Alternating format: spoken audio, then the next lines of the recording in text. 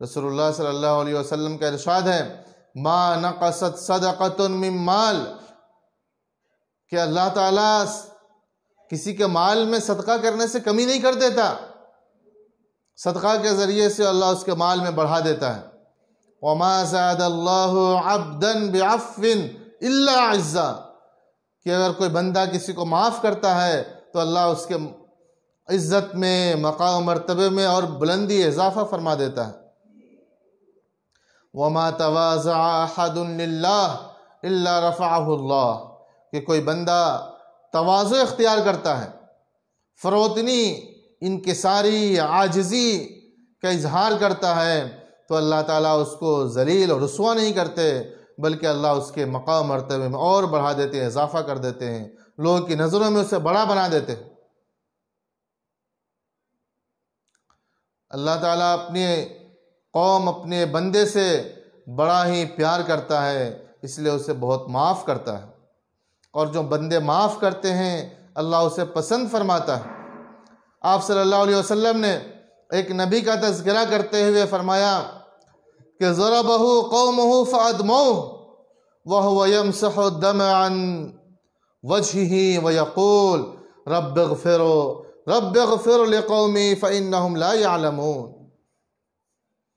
کہ آپ صلی اللہ علیہ وسلم نے ایک نبی کا تذکرہ کرتے ہوئے فرمایا کہ ان کی قوم نے ان کو اتنا مارا کہ ان لہو لہان کر دیا، وہ اپنے خون کو اپنے چہرے سے پوچھ رہے تھے اور کہہ رہے تھے اے میرے پروردگار میری قوم کو بخش دے، معاف کر دے، وہ جانتی نہیں ہے، اسے معلوم نہیں میرے بارے میں، وہ مجھے اچھی طرح نہیں پہچانتی، اس لیے مجھے تکلیف دے رہی ہے، اللہ میری قوم کو معاف کر دے۔ تو لہٰذا ہمیں معاف کر دینا چاہیے، اور جو یہ پسند کرتا ہو کہ اللہ تعالیٰ اس کو معاف کرے تو اسے چاہیے کہ وہ بھی لوگوں کی غلطیوں کو معاف کرے۔ آپ یاد کیجئے کہ جب آپ صلی اللہ علیہ وسلم مکہ میں تھے، صحابہ کرام تھے، مکہ والوں نے کتنا ظلم کیا، لوگوں کو، صحابہ کو مارتے تھے، گلیوں میں گھسیٹتے تھے، انگار پر ان کو لٹا دیتے تھے، بہت زیادہ ظلم کیا، یہاں تک کہ وہ مجبور ہوئے اپنے وطن عزیز کو چھوڑ کر، جان بچا کر دوسرے ملک میں چلے گئے۔ بہت سارے صحابہ حبشہ کو ہجرت کر گئے۔ آپ صلی اللہ علیہ وسلم ایک مرتبہ نماز پڑھ رہے تھے تو آپ کے گلے میں پھندا بنا کے ایسا ٹائٹ کر دیا، کھینچا کہ گویا آپ کی آوازیں بند ہونے لگی، گلے پہ نشان پڑ گئے۔ آپ نماز کی حالت میں تھے، نماز پڑھ رہے تھے تو آپ کے سجدے کی حالت میں اونٹ کی اوجھ لا کر گندگی، غلاظت لا کے رکھ دی، اتنا وزن کہ آپ سر نہیں اٹھا سکتے تھے۔ بہت تکلیفیں دی مکہ والوں نے، لیکن جب آپ صلی اللہ علیہ وسلم ہجرت کیے، مدینے میں رہے، 8ویں ہجری میں 8 سال کے بعد جب مکہ میں داخل ہوئے اور فاتحانہ انداز میں، تو سب کی گردنیں جھکی ہوئی تھی، آپ نے کسی سے بدلہ نہیں لیا۔ فرمایا لا تثریب علیکم اليوم، آج تم پر کوئی ظلم زیادتی نہیں کی جائے گی، آج تمہیں معاف کیا جاتا ہے۔ اللہ کے رسول نے سب کو معاف کر دیا، تو لہٰذا معاف کرنے سے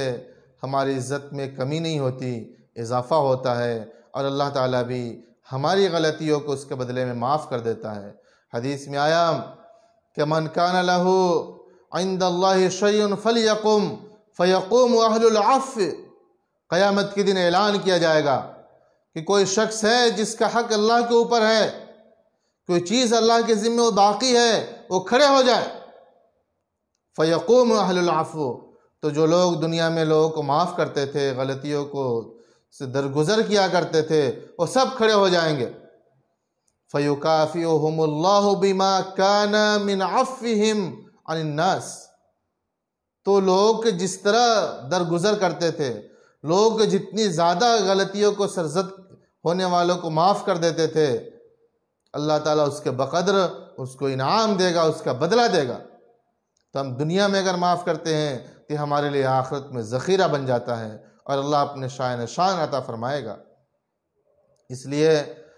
اگر ہم ایک دوسرے کو درگزر کریں گے، پیار محبت کے ساتھ رہیں گے تو معاشرہ بھی ہمارا بہترین ہوگا، جنت نما ہوگا، ایک دوسرے کو کسی پر خوف نہیں ہوگا، کوئی ظلم و زیادتی نہیں کرے گا۔